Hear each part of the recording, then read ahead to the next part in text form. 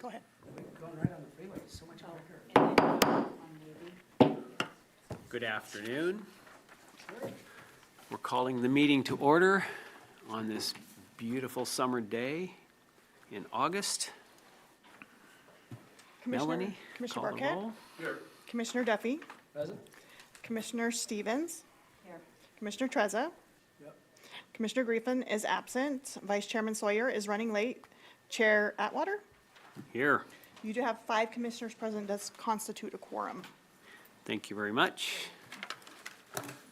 Okay, next item on the agenda is the consent calendar, and there's one item we're going to pull from the consent calendar, item E. We're going to pull it for right now. I'd like to pull C too, if I could. Okay. And I think with E, you're going to pull it and treat it separately after Commissioner Sawyer arrives. Is that correct? Yes, we are, yes. But we're going to pull item C. See, I'd just like a little bit more detail. I know, because I don't know if that's, I just have a few questions. That's fine. Okay, great. Anybody have anything else, any other questions related to the consent calendar? And the remaining consent items, that's A, B, and D. Ask for Any public comments on the remaining items on the consent calendar? You're jumping the gun there, that's twice today. Okay, any public comments? None? None online either. Okay, do I have a motion to approve the remaining items on the consent calendar? Duffy, Duffy, okay. Marquette, okay, all in favor? Aye. Any opposed? Okay, moving right along. Shall we talk about item C on the consent calendar at this Yeah, point? I mean, if you could give us kind of a general, background on them, and it's like, is that lobbying, or that's specifically for grants? It's specifically for grants, yeah. Bill, We have done that in the past? we have been doing that, yes, for the past 5 years at least. Yeah. After I got here, so yeah. Yeah. So Momentum, formerly the Grant Farm, has specialized in California ports for the most part. They really made their name working with the ports of Long Beach and LA. They're based out of Sacramento. They've done work for us in the past. We've been very happy with them.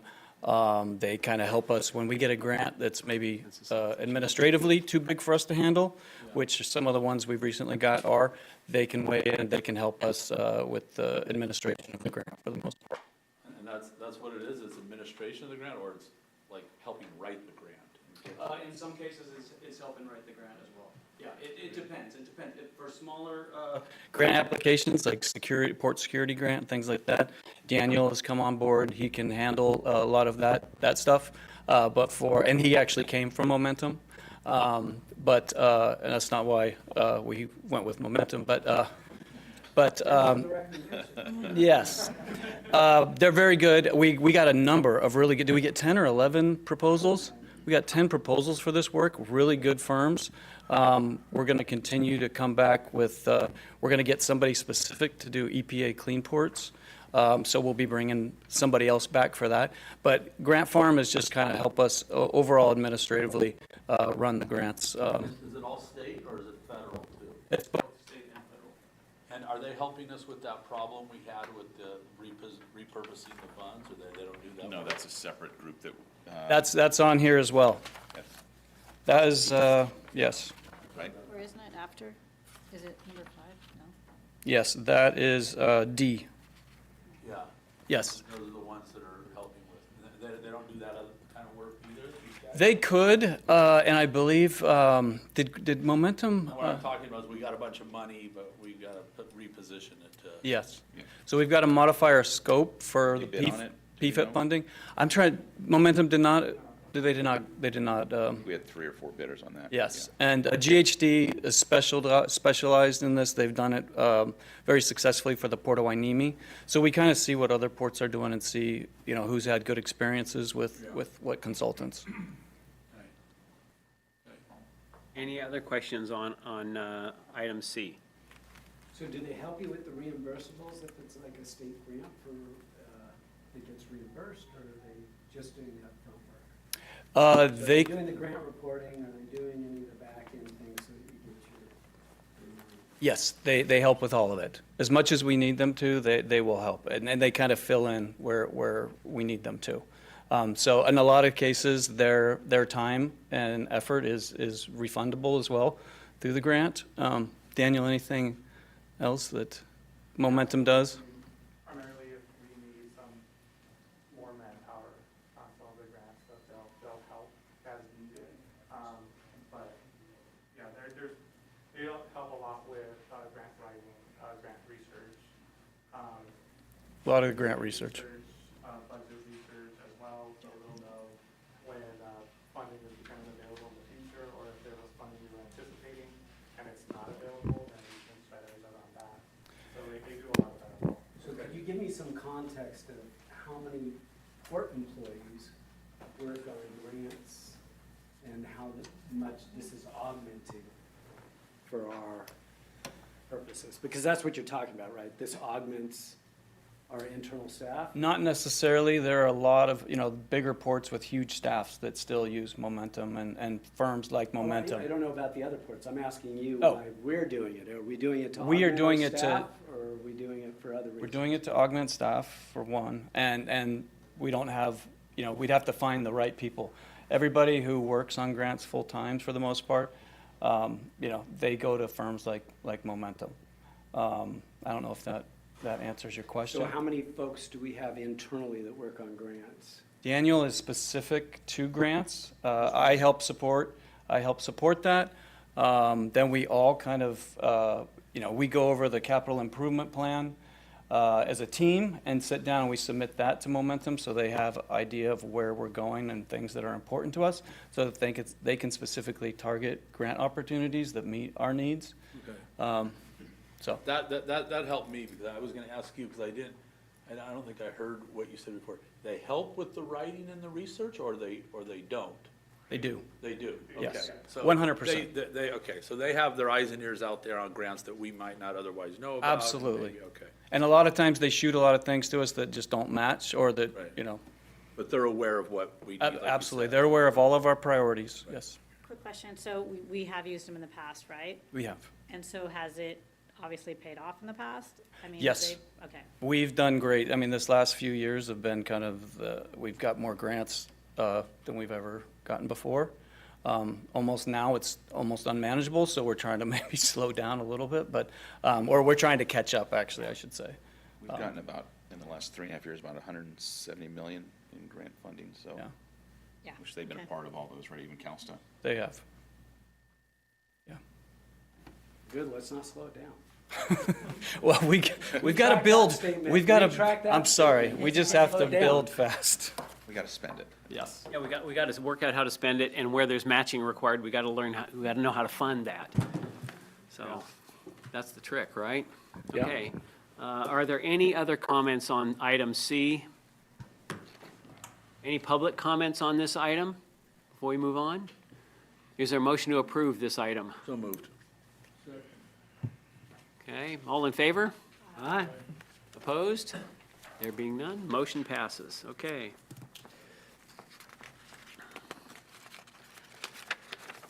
Next thing, item 5.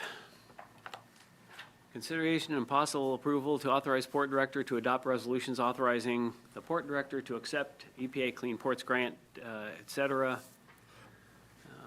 You gonna handle that? Jeff is gonna. Jeff's gonna tackle this handle one. that?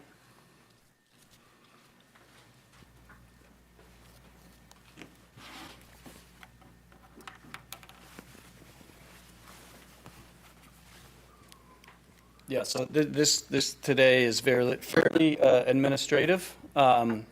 We still have a lot of work to do, as I just mentioned in the previous discussion, that at this point, we're trying to get the EPA Clean Port Grant moving. We've been kind of waiting for the dust to settle for a little bit of time, and also we've got a lot of backlog. And so, there's a lot of RFPs that we're dealing with at this point. So this one has kind of been waiting until we can get prepared. And we still have a lot of work internally to do as port staff to look at both the utility costs that are going to be required to implement this grant. And so one of the things that kind of wanted, a little bit of just overall background, the EPA announced the opportunity for ports to transition to zero-emission equipment a couple years ago. We applied. Initially, we were going to apply with the Port of Oakland as our partner. We broke away from them because we could get a better match on our own. If we had gone with Oakland, we would have got 80-20 match, which means 20% would have come from the port. By going alone and into the small port category, we're able to reduce our match by 10%. So it's a 90-10 match. And so we submitted this application in May 23rd of 2024, and we found out we got it at the end of December last year. Just out of curiosity, why did we get the better rate? Just because we're a smaller port? Because we're a small, yes, yeah. That's exactly why. And if we were to combine with them, we would have been brought into the bigger port portion. We really thought that there were only going to be 2 ports in California that got funded, but that wasn't the case. I think actually 3 or 4 did. But what we're trying to do eventually is to set ourselves up more like this is. So right now, we've got a lot of equipment that's just parked in some of our transit sheds. We've got, you've probably seen some of the charging infrastructure that's out there, but we really don't have covered areas where the vehicles can go and have charging as well as solar. So that's kind of one of the things that this project does. So we did reach out to tenants, and we did get some partners as well. We've got SSA, Stockton Soda, the regional, or the Air Quality Control District is a partner, as well as Tesoro Logistics that are down in Martinez, who are looking for shore power. Its total project cost is $129 million. Grant funding is $110 million, and the match, the way we wrote it, was that $19 million would be covered by. The majority of that is money that Tesoro is bringing. And then the ports portion is going to be, we're going to own the chargers and do a lot of the installation and backup and power to the chargers. Who owns the solar? We would. And so do we have PPAs with them, or how did we make a deal with those tenants without saying, like, are they going to get No. all the benefits of the solar, or are we reselling them The solar is just to support the charging infrastructure. Okay. Yeah. Oh. So that's what it's limited to. There's also battery storage as well, That's 1.5. 3.8 megawatts. Yeah, That's a lot. yeah. It's shore power, though, that's not on port property. 1.5 megawatts of battery storage is. But the 3.5, the Tesoro portion is not. Right. No, the 3.8 megawatt shore power system is. And we're doing the rooftop here? We haven't designed any of it yet, so that's one of the reasons why we need to get your approval today, is then to go back and be able to start, get a engineer, get folks on board to help us design this, figure out what the costs are. But the only thing that's holding right now, some of our partners want to move ahead, SSA and Tesoro both do. And we've been working with Mr. Haram's firm on sub-grantee agreements. And so we have to get those in place, and then those partners are ready to move forward. We are not ready to move forward until we can get somebody in to analyze the entire project and help us break it down and figure out. We also need to make some decisions internally about where we want to put infrastructure. Some of those decisions are being held up by Stockton Soda, so there's a lot of moving parts with all of it. One of the reasons why I asked is years ago when I barked up the solar tree here, I forgot who I got the information from, but that our roofs, because a lot of that stuff out on Rough and Ready Island, would not support solar. Yes. I don't know if that has changed, but that's what I was told years ago. No, that's why I led off with this, because this is exactly kind of what we want to build for all of the equipment. You're building a new structure to hold. Exactly. Okay. Yeah. Does the structure actually have to be housed in, undercover? I mean, if it's raining out there, they have to go undercover and stop working? No, absolutely not. No, it's just a nice place for the equipment to stay out of the elements. Do That's we all. need to spend money on nice places, or can we put the solar, can we ground mount the solar and charge everything outdoors? Well, we could. It's just what's the best and highest use of the property. And that's where the maritime group comes in. Is if we can put this on roofs, we can still use that area underneath for storage of the equipment. That's kind of what the analysis needs to look at. So that's the scope of it, that building? No, that's what we already have in place. This is just an example of kind of what things could potentially look like if this is the direction that we end up going. Well, I don't know, but I'm really happy because 12 years ago was the first time I was told that solar doesn't work here and we can't do solar. Well- And so when Anthony came along, you reintroduced it, and the answer was still, it doesn't work, and something about the roofs. And so today, if we're doing it, that's good progress. It's really good progress. We are not going to run it back. So the conversation, if I believe I remember correctly, was we cannot push it back through PG&E and through our system to PG&E. And so we're going to try to use and store as much as we can here to be able to offset costs. Because that was the big consideration of when we were going to do this is what does that mean to our electric utility? And what are all the costs we're going to absorb? So we wanted to try to use as much solar, and because this project over here has been hugely successful. We've got a credit from PG&E. So that's kind of the model that we're trying to go after. And if we can then use storage to charge, that's great. Yeah. Yes. Jeff, okay, maybe I'm not reading this right, but, so on number 5, it says to give permission for Kirk for 129 million, but isn't part of that already in the capital improvements plan? Yes. Isn't the 110 at least in there or something? Do you remember, Paula, how much we have in the capital improvement plan for this project? We don't have anything in it. Oh, we So don't? we Okay. did not include that in the budget because it was not at a point where we could bring it to the commissioners for approval. So with the action today, if it is approved by the commissioners, then we'll add it to the CIP now.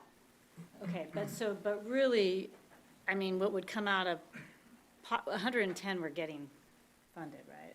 So, It's going to be a pass-through, though, so that's why we need to adjust it, Okay. because we are going to have to pay some of the bills and then get reimbursed from EPA and, okay, route money. We're going to kind of be a conduit. And the match, the 19 yeah, point whatever match is covered by our partners. okay. What's the float on that with the feds? Is it Uh, 90 day or 100? 3 to 5 business days is what Daniel's telling me. Oh, yes. We're going to test it out. That's what was told to me. I was thinking 3 to 5 months. Now, It uses it's called an ASAP system. The finance team is learning it, but we haven't done a drawdown yet, so we have to test it. yeah, it's pretty automatic. I mean, it's all electronic now and kind of moves fast. So we're hoping that we're not going to be out of pocket. So no float. That's Yeah, our hope. I think it's great too. I would like you to keep the commission up to speed when we start designing it. Because in separate things that I've been involved with, I've seen a lot of new technology out there that has, I think more or less what we're doing, solar and then battery. And they could produce a lot of energy, and it might even be a solution for us to actually get in the game and actually to administer to our own people. So I'd really be really curious of who are the vendors and what kind of quotes we're getting on what that system would look like. Okay. Yeah, Most we're of them going are to, ground mount, to your point. Most of them are ground, but I don't know that it would be that much different, but, but still. it's I just don't, let's spend, $500,000 on a building so we can put some, $200 solar panels on top of it. I don't like that. So, I mean, that's not efficient use of funds, just so you have a garage to put outdoor working equipment in, just when it's charging. Yeah. So, I don't think that's efficient use. I mean, we have a bunch of solar projects in my companies, and, there's certain ways to handle things that way. And for battery storage, there is also chemical battery storage that doesn't require, it's a different type of storage for solar power, especially for large volumes. If you're gonna put in like 50 acres of solar panels, you don't necessarily want conventional batteries like they use for home use. You want something on an industrial scale that works a lot more efficiently and lasts longer. So that's something else to consider in that, Got it. especially if PG&E is going to kind of build a wall around us as far as the solar goes. Yeah. Because they don't really want to be involved in solar. You can tell, we're on NIM 3 now, right? Yeah.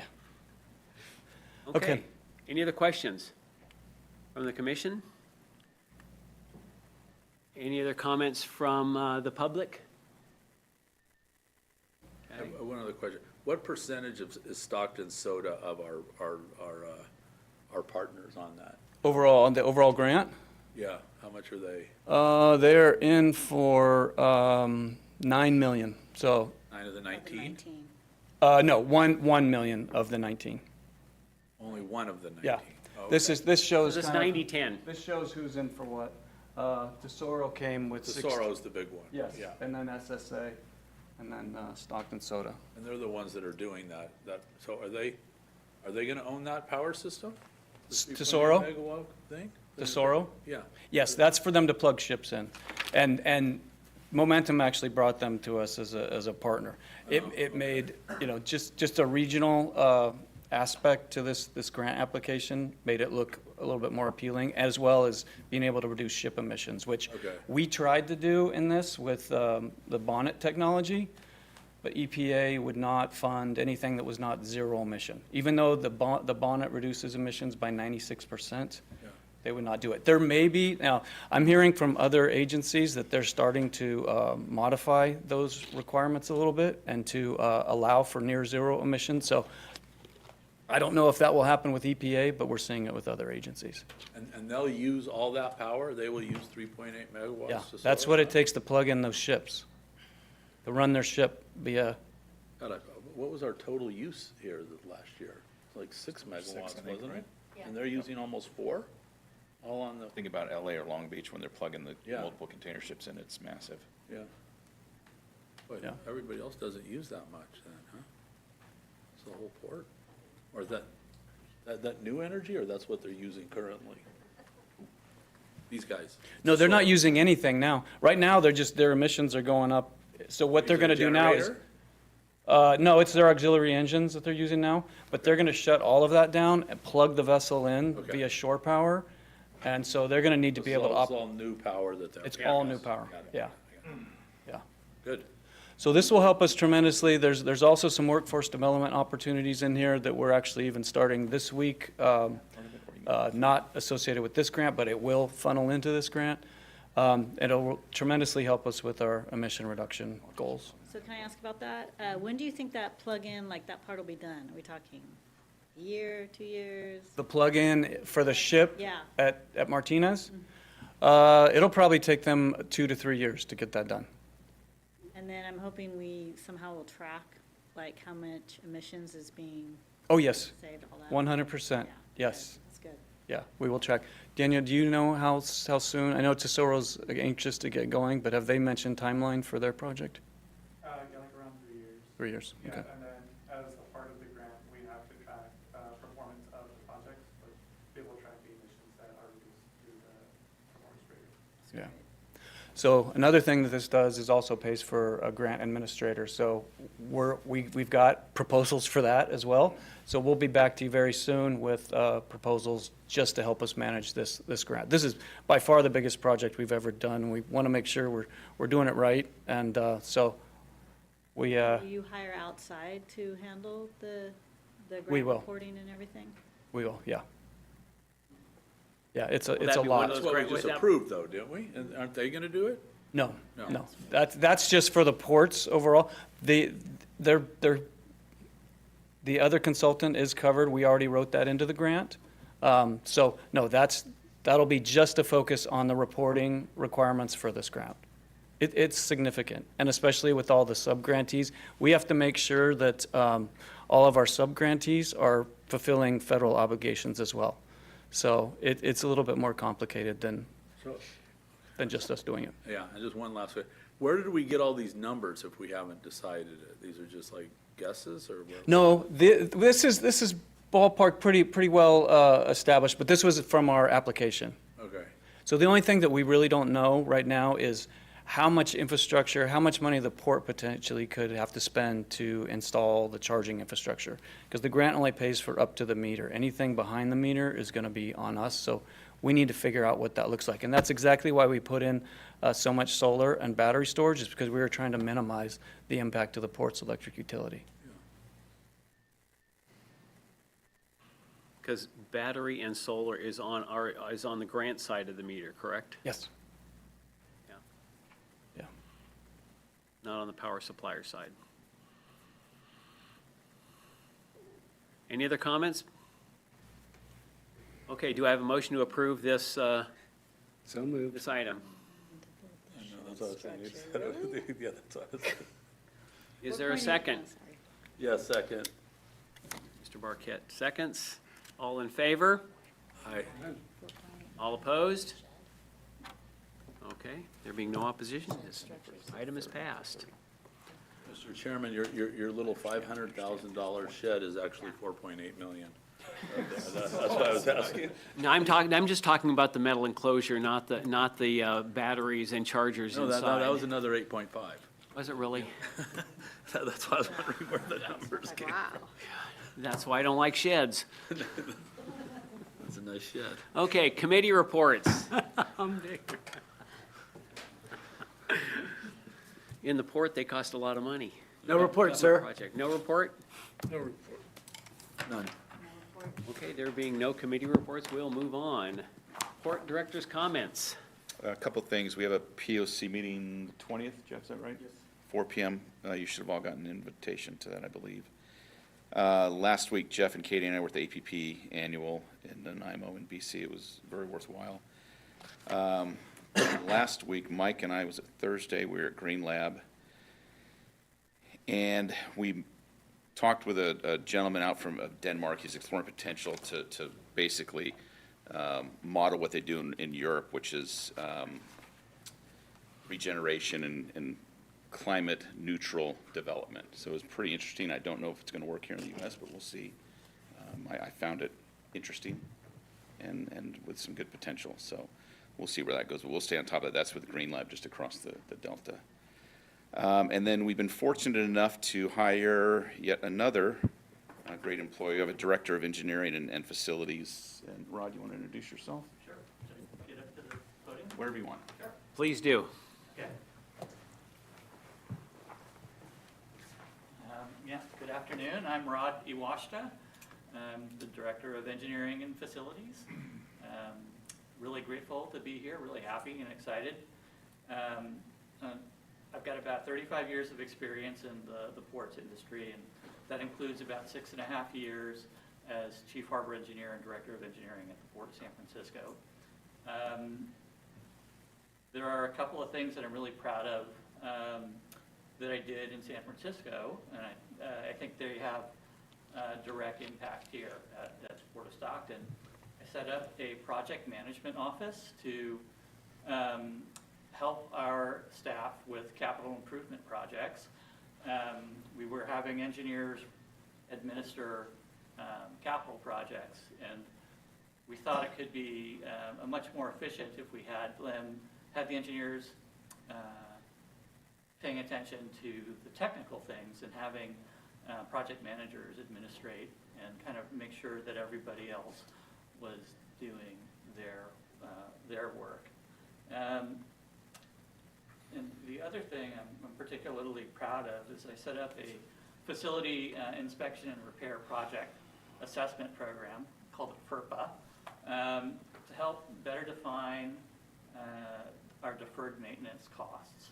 And with that, help our finance group with the financial Tetris that is required to fund and run capital projects.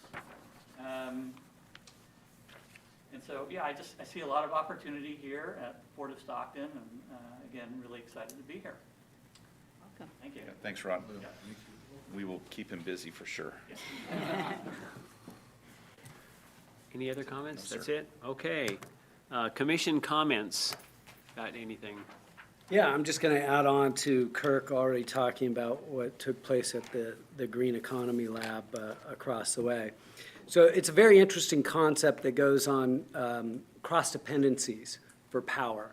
And so you find the byproduct of one sort of manufacturing or one sort of work that can actually feed the energy needs of another sort of work. And they do it on a large campus kind of platform. But the platform and all the work that's being done is usually done by a cooperative kind of system that is put on by the businesses that all take part.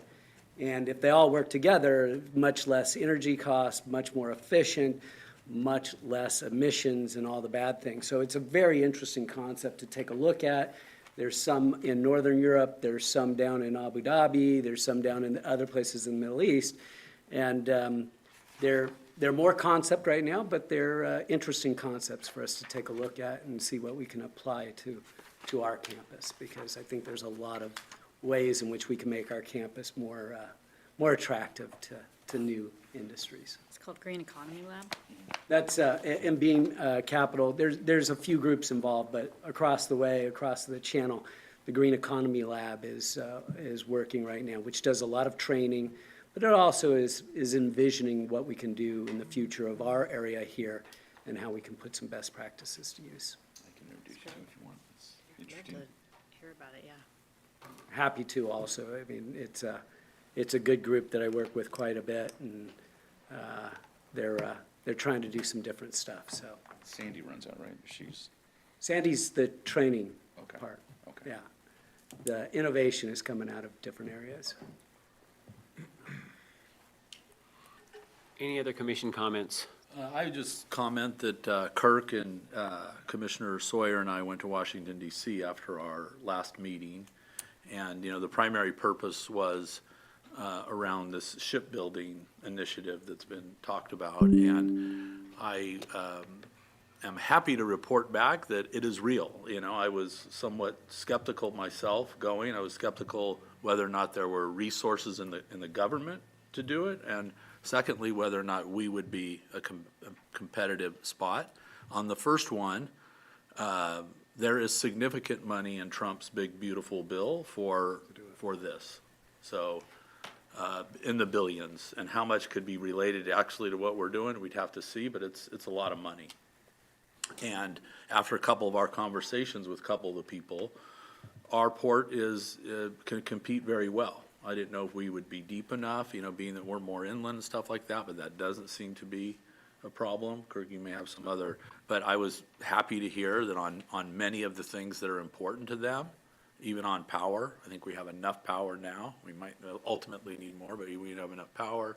Our channel's deep enough, and so it's a real thing. And I know there's a couple that we're talking to.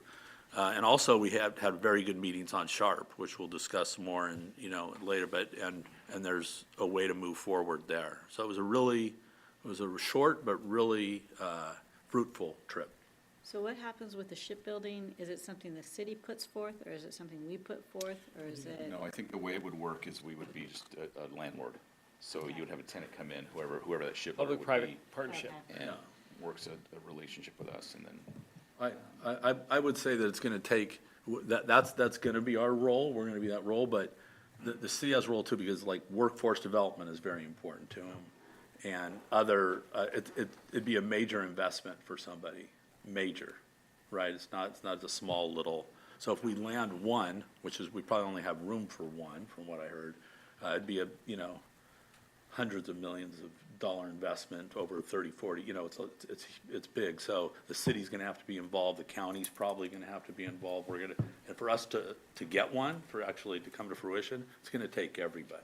Even though that will be our role, it's bigger than just us in some ways, I think. Are there other Northern California ports interested in this? I was thinking, Mare Island and Vallejo and some other places.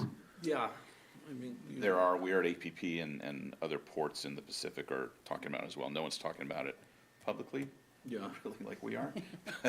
Well, I mean, the mayor's pushing it, which is great, because that's what brought us to the table, right? So there are other ports that are interested. There are some other ports that Maryland, for example, or San Diego, where they already do shipbuilding, Right. that might make sense, but there are a number of different type of vessels that we could be looking at also. There's unmanned, there's submarines, there's a lot of different things, so. Yeah. And we fit into some, like Like repair is not. They're not gonna come all the way in here for repair, which is huge business, I found out about, but you gotta be right on the ocean, you know, for that kind of thing. And so it was, So we've started it's interesting. talking just Yeah. with a couple different companies, so there's interest in Northern California for sure. Yeah, I shared with you, there's another company who's interested in coming into Stockton now, and they aren't even part of this right now, and they're a shipbuilder. So it's creating the buzz. It's great to hear. It's, this is the future stuff that we need to be looking at and Lower cost much more workforce in strategic. Stockton, Yeah. that's a big There's- deal. There's positives all the those- way around all about those- it. And Delta's got some stuff, that's why I say there's other stuff that they're looking for, and I think there's money for that too. There's around, that's where a lot of the other funds are, around workforce development and stuff, which could be good for our whole region, you know? And even the Yeah. Green Economy Lab, on Thursday, we talked a little bit, or I did with Sandy a little bit about that, about workforce development. Yeah. That's something they do as well. Yeah.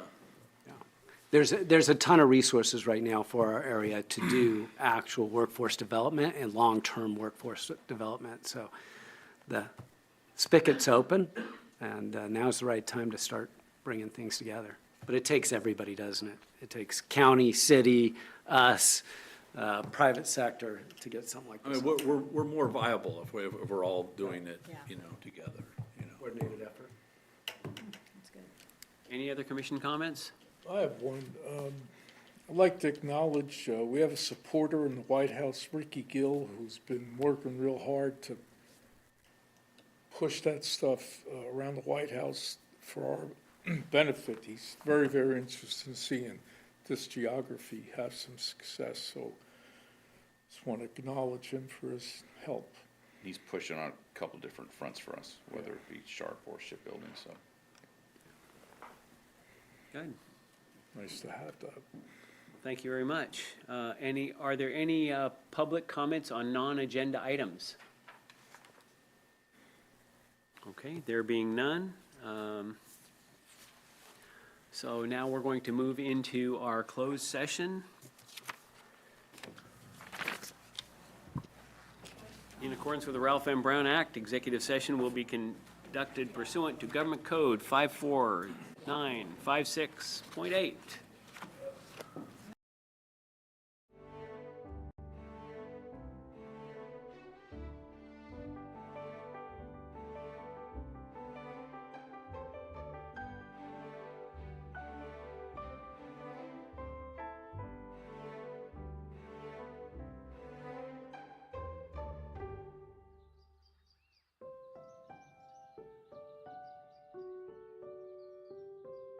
In 1845, when Charles Weber acquired a 49,000-acre parcel from his luckless business partner in exchange for paying off his grocery bill, he couldn't have anticipated what awaited him 3 years later.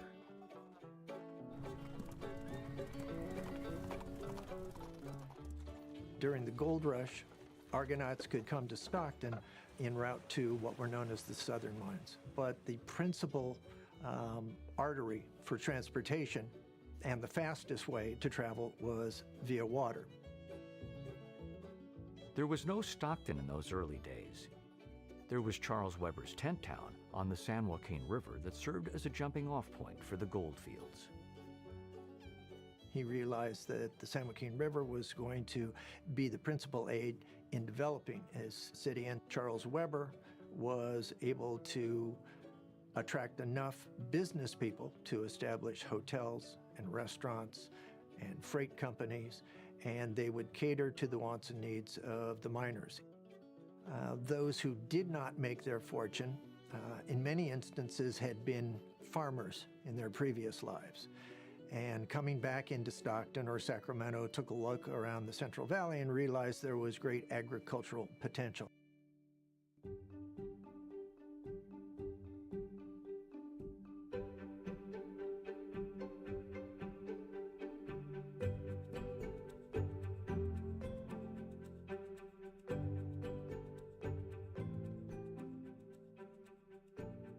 We're in San Joaquin County. This is the most productive agricultural area really in the world. You grow corn, wheat, almonds, walnuts, fruit, a whole host of different commodities feeding the world. You couldn't have the unique agricultural environment we have without the river. That is what allowed this state to turn from a gold mining state, if you will, to a food state. California's Central Valley is blessed with the best soil there is. Back then, the problem was less about growing the food than it was getting it to market. Without a statewide railroad system or even decent roads, Stockton was in a strategic position to be a hub, connecting the valley by river to San Francisco. From gold rush days, riverboats carried passengers and cargo on a daily basis between Stockton, Sacramento, and San Francisco. With the Central Pacific Railroad's completion of a branch line in 1869, connecting Stockton with the Transcontinental Railroad, the city's vision as a trade and transportation hub began to materialize, except for one critical issue.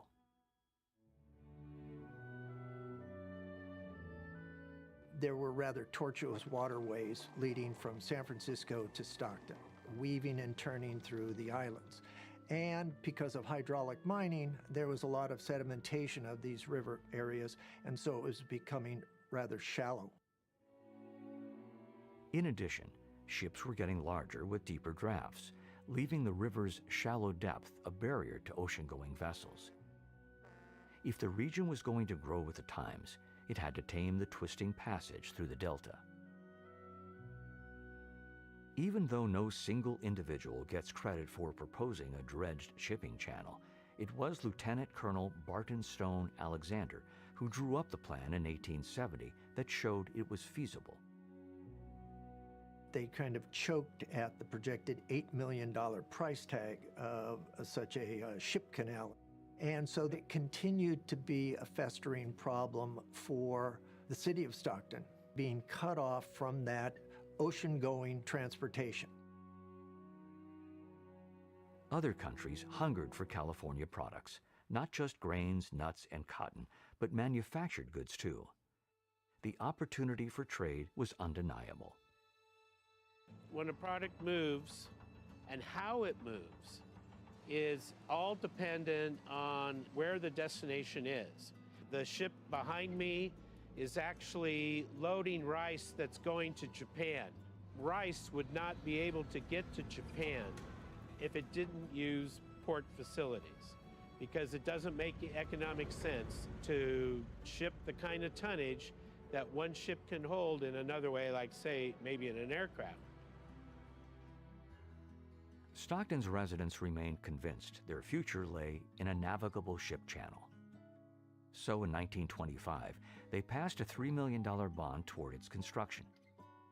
The state and feds later added more funds that finally set the project in motion. Work began in 1930. Dredges began removing millions of cubic yards of river bottom. Clamshell dredges piled the mud and rock to make levees that formed the new channel, opening acres of delta islands for farmland. Despite the Great Depression and Hitler's rise in Germany, in Stockton, church bells rang and automobile horns blared. It was 1933, and more than 1,000 people celebrated the arrival of the Daisy Gray, the first deep draft vessel to arrive at Stockton's new port using the new channel. It was the start of a new era.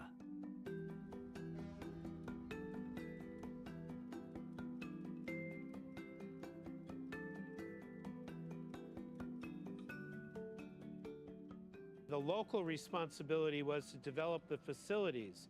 So they developed the docks, the warehousing, the rail connection, many of which we're actually still using today. In my opinion, rail facilities are just as important to the success of a port as a dock. Central California Traction Company has been in business for more than 100 years. We are a small railroad that basically does all the railroad switching on the Port of Stockton, and we're going all day long. We get rail cars from two major railroads, Burlington Northern and Union Pacific, and we get those cars, separate them all out, take them to the customers, let them unload them or load them, and then take them back and give them to those Class 1 railroads. The port is a busy place, and they've got ships coming in, they've got trucks coming in. And if we didn't have the railroad here, you wouldn't be able to get enough trucks in over the road infrastructure that they have.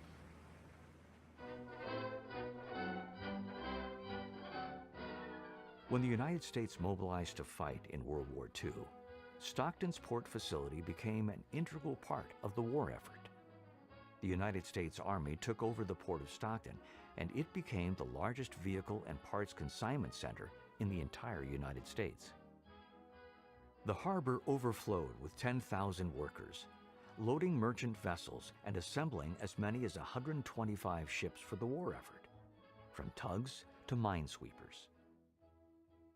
In 1944, the United States Navy took over what was known as Rough and Ready Island and turned it into a naval complex.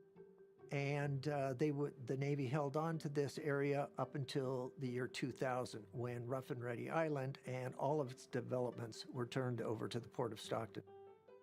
Rough and Ready Island tripled the size of the port overnight. It added warehousing and open land that the Port of Stockton never had before. The acquisition really helped us to be able to provide additional space for tenants to develop their own projects. Yara North America chose this location for its central location in the valley. We were able to lease a piece of the land here and build this facility and move our operation from another location that was less profitable and less convenient, so to speak. Keeps us competitive, keeps our costs down, and keeps us profitable, which is really what we're all about. The presence of global companies reflects the port's role in world commerce. Cargo crossing the docks has grown 176% in less than 10 years, making the Port of Stockton the fourth busiest port in California. I've seen the port get extremely busy. I was working when there would be maybe one ship every 2-3 weeks. Now we have 2-3 ships every day coming in. It's just booming. While the port is responsive to world markets and international trade trends, it's also tied to the local community with a responsibility to its neighbors. Today, the port supports more than 10,000 jobs, what I like to call family wage jobs, to become a major part of the economic foundation of Stockton and the greater San Joaquin County area. The port actually makes a major contribution through tax revenues that go into every facet of every service that's provided by the city of Stockton or San Joaquin County. The port absolutely is part of the community. The waterway is not just only our ship channel. It is part of the Delta, it is part of the Pacific Flyway, it is a recreation area, it is a fishery. One of the latest commitments the port has made is we have joined the Green Marine program. It looks at how ports and how maritime operations are being handled to reduce your impacts on the environment. At Antioch Dunes National Wildlife Refuge, we are working to restore the habitat for 3 species by placing sand material that comes out of our dredging each year. It's been an extremely successful project. The owls were here when we took over Rough and Ready. You know, the rodents like to burrow holes in our levees, and we use the owls, the Air Force, if you want to call them, to come in and reduce the rodent population. This wonderful group, Puentes, came to us, and they wanted to develop a community garden. And we thought it was a wonderful idea. We belong to a church in Sacramento, and a lot of the people are elderly and are really in need. So we thought once we start harvesting, we'll go and bless people so that way the people that can't get out, they'll have their fresh veggies delivered right to them. The power of one little seed to help people live more sustainable lives. Yeah, that's our goal. It could be asked, what's a maritime port got to do with community gardening, or saving endangered species, or running a tiny service railroad, or any of a host of novel undertakings? It's being innovative, it's being responsive, It's being unique. But then, a bustling port 75 miles inland from the coast is unique. That's the Port of Stockton, cast in a different mold from its start as a gold rush depot upriver. Doing what's needed to meet the challenges of its times, the responsibilities as a community leader, and embracing the prospects for a bright future.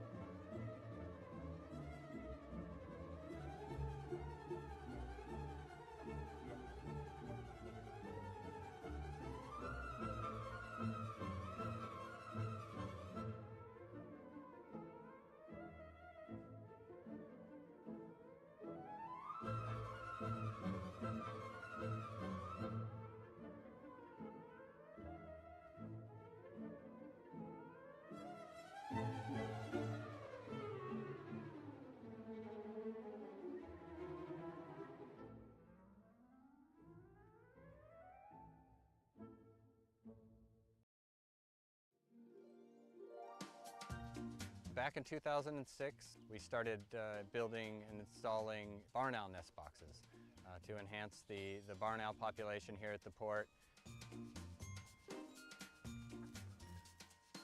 We put cameras in the boxes, put the images up on our website. I think we had 40,000 hits on our website just on the owls in 1 month last year. The public went absolutely crazy for it. We would post regular updates on the port's Facebook page, and we got many, many, many responses, lots of interested viewers. Absolutely beautiful animals. They've got a big white disc of their face that actually helps channel light and sound. So when they're out hunting at night, they are able to locate their prey. The islands here are all surrounded by levees. To maintain the integrity of those levees, it's pretty important that you keep rodents from burrowing and digging holes.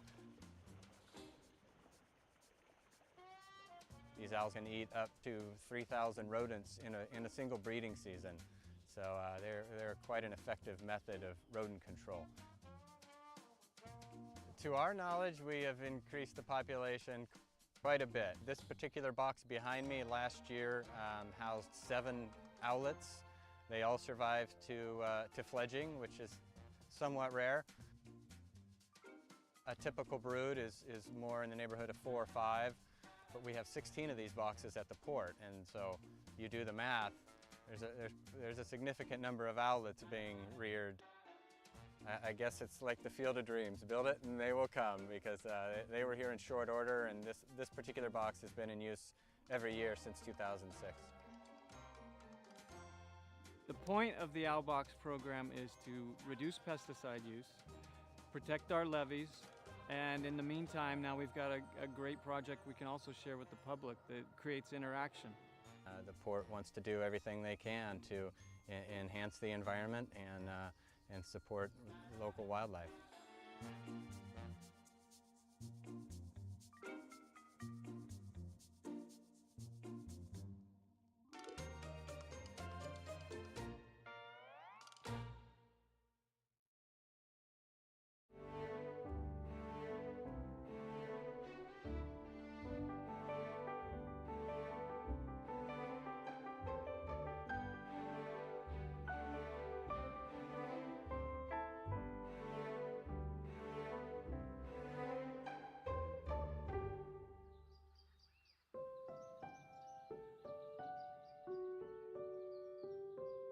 In 1845, when Charles Weber acquired a 49,000-acre parcel from his luckless business partner in exchange for paying off his grocery bill, he couldn't have anticipated what awaited him 3 years later.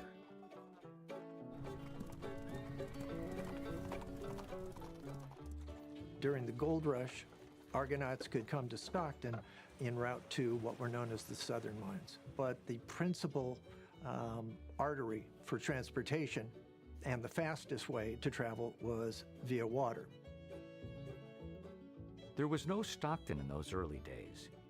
There was Charles Weber's tent town on the San Joaquin River that served as a jumping-off point for the gold fields. He realized that the San Joaquin River was going to be the principal aid in developing his city, and Charles Weber was able to attract enough business people to establish hotels and restaurants and freight companies, and they would cater to the wants and needs of the miners. Those who did not make their fortune, in many instances, had been farmers in their previous lives. And coming back into Stockton or Sacramento, took a look around the Central Valley and realized there was great agricultural potential.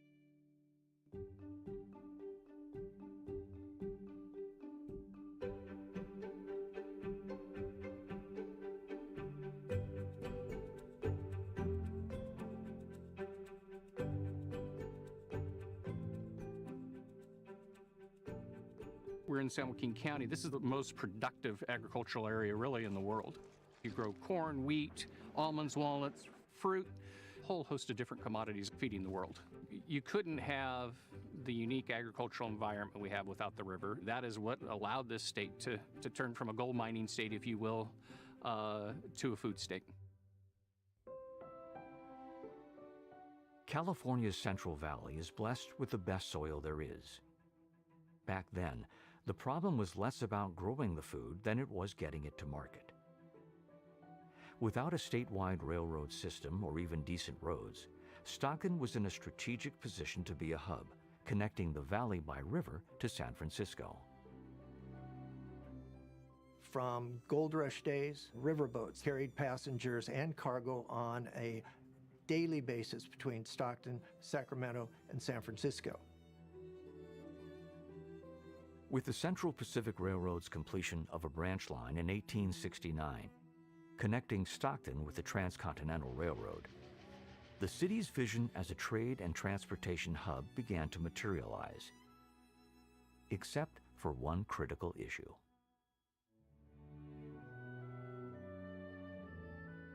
There were rather tortuous waterways leading from San Francisco to Stockton, weaving and turning through the islands.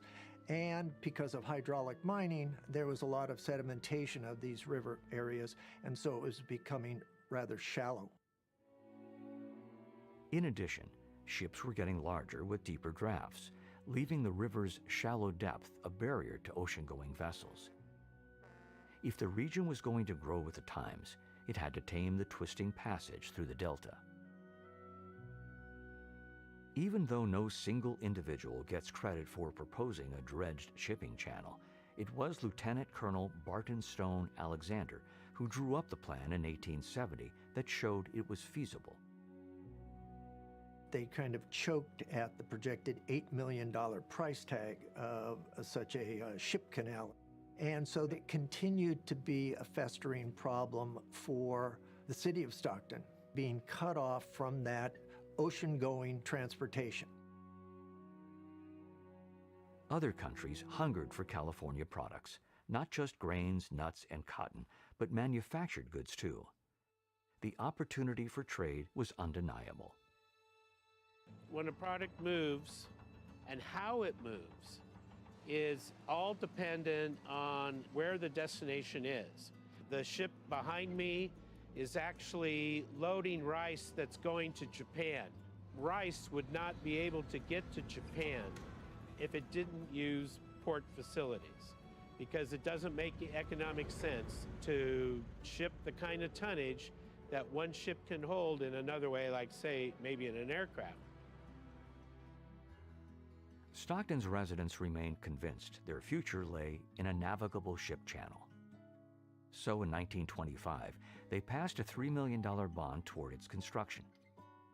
The state and feds later added more funds that finally set the project in motion. Work began in 1930. Dredges began removing millions of cubic yards of river bottom. Clamshell dredges piled the mud and rock to make levees that formed the new channel, opening acres of delta islands for farmland. Despite the Great Depression and Hitler's rise in Germany, in Stockton, church bells rang and automobile horns blared.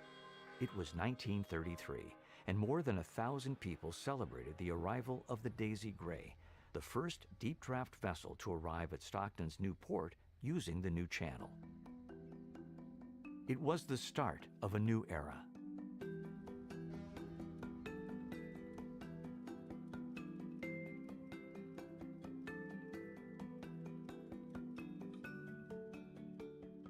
The local responsibility was to develop the facilities. So they developed the docks, the warehousing, the rail connection, many of which we're actually still using today. In my opinion, rail facilities are just as important to the success of a port as a dock. Central California Traction Company has been in business for more than 100 years. We are a small railroad that basically does all the railroad switching on the Port of Stockton, and we're going all day long. We get rail cars from two major railroads, Burlington Northern and Union Pacific, and we get those cars, separate them all out, take them to the customers, let them unload them or load them, and then take them back and give them to those Class 1 railroads. The port is a busy place, and they've got ships coming in, they've got trucks coming in, and if we didn't have the railroad here, you wouldn't be able to get enough trucks in over the road infrastructure that they have.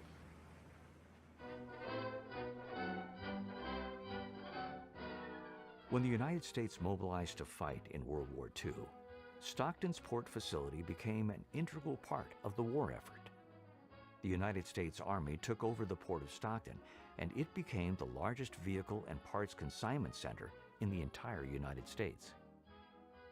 The harbor overflowed with 10,000 workers, loading merchant vessels and assembling as many as 125 ships for the war effort, from tugs to minesweepers. In 1944, the United States Navy took over what was known as Rough and Ready Island and turned it into a naval complex. And the Navy held on to this area up until the year 2000, when Rough and Ready Island and all of its developments were turned over to the Port of Stockton. Rough and Ready Island tripled the size of the port overnight. It added warehousing and open land that the Port of Stockton never had before. The acquisition really helped us to be able to provide additional space for tenants to develop their own projects. Yara North America chose this location for its central location in the valley. We were able to... Go ahead. Okay. We are coming out of closed session. The Port Commission took no formal reportable action during that closed session. At this time, we're going to take a break and refresh ourselves. We'll be back here in 10 minutes.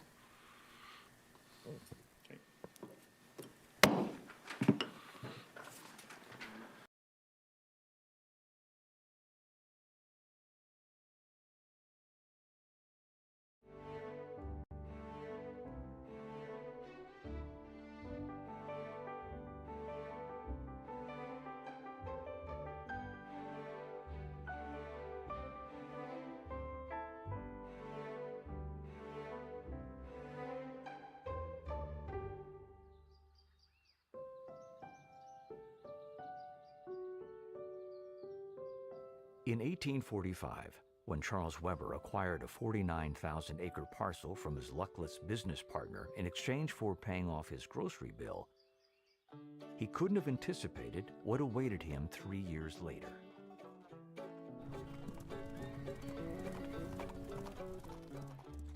During the gold rush, Argonauts could come to Stockton en route to what were known as the southern mines. But the principal artery for transportation and the fastest way to travel was via water.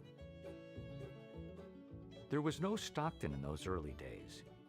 There was Charles Weber's tent town on the San Joaquin River that served as a jumping-off point for the gold fields. He realized that the San Joaquin River was going to be the principal aid in developing his city, and Charles Weber was able to attract enough business people to establish hotels and restaurants and freight companies, and they would cater to the wants and needs of the miners. Those who did not make their fortune, in many instances, had been farmers in their previous lives. And coming back into Stockton or Sacramento, took a look around the Central Valley and realized there was great agricultural potential.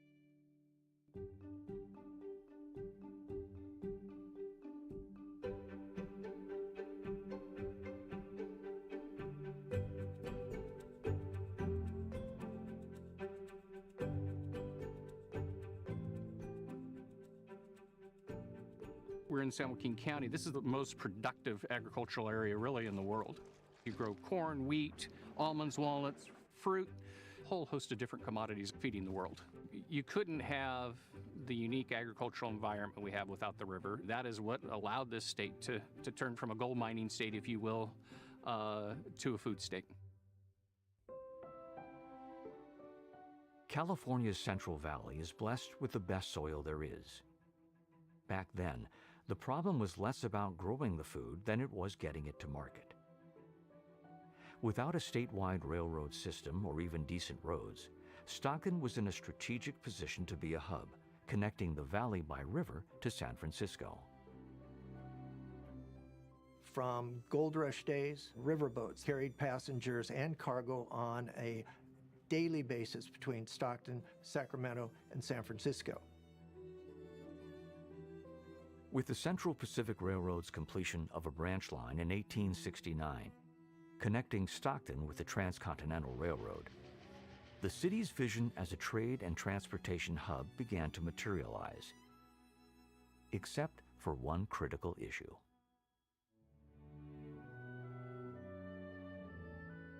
There were rather tortuous waterways leading from San Francisco to Stockton, weaving and turning through the islands. And because of hydraulic mining, there was a lot of sedimentation of these river areas, and so it was becoming rather shallow. In addition, ships were getting larger with deeper drafts, leaving the river's shallow depth a barrier to ocean-going vessels. If the region was going to grow with the times, it had to tame the twisting passage through the delta.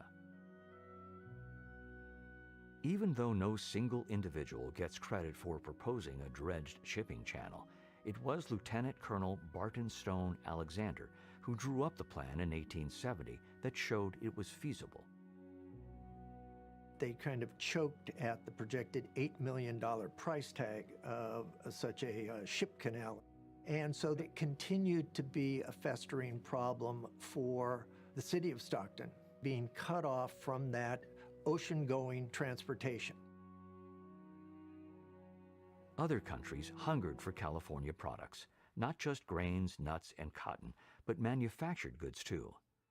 The opportunity for trade was undeniable. When a product moves and how it moves is all dependent on where the destination is. The ship behind me is actually loading rice that's going to Japan. Rice would not be able to get to Japan if it didn't use port facilities, because it doesn't make economic sense to ship the kind of tonnage that one ship can hold in another way, like, say, maybe in an aircraft.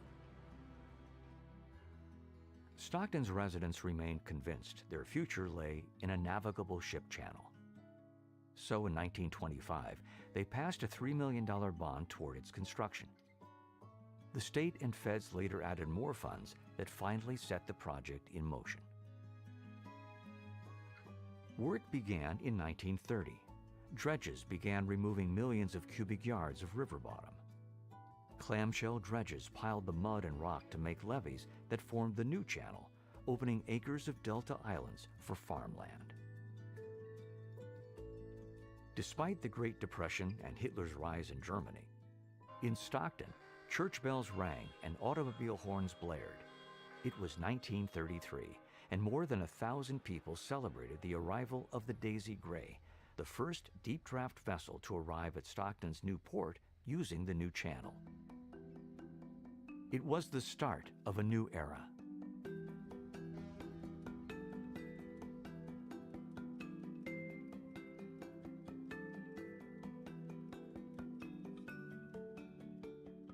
The local responsibility was to develop the facilities.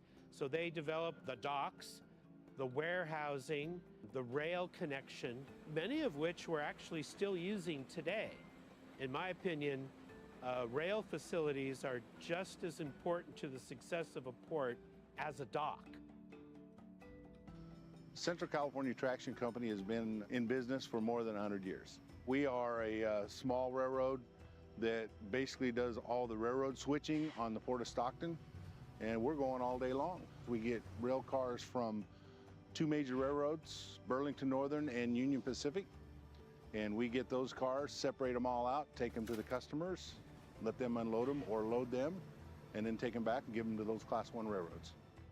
The port is a busy place, and they've got ships coming in, they've got trucks coming in, and if we didn't have the railroad here, you wouldn't be able to get enough trucks in over the road infrastructure that they have.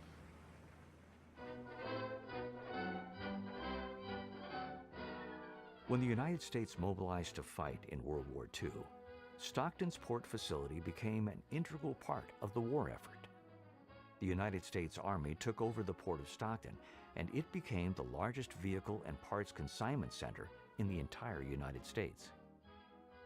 The harbor overflowed with 10,000 workers, loading merchant vessels and assembling as many as 125 ships for the war effort, from tugs to minesweepers.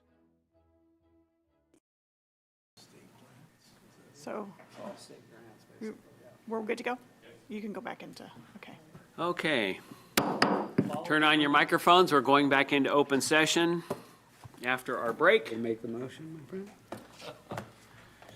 Yes, yeah, please do. Okay, we are going back to item E, the emergency declaration. Last item to cover at this meeting today, and I would like, are there any questions around that since it's back in the open calendar? Any questions or comments from the commission on that item? Any questions or comments from the public on that item? Is there a motion to approve that item? I make a motion. Second. Duffy makes a second. Okay, all in favor? Aye. Aye. Any opposed? Passed unanimously. Anything else to discuss before we adjourn the meeting? There being none, the meeting is adjourned.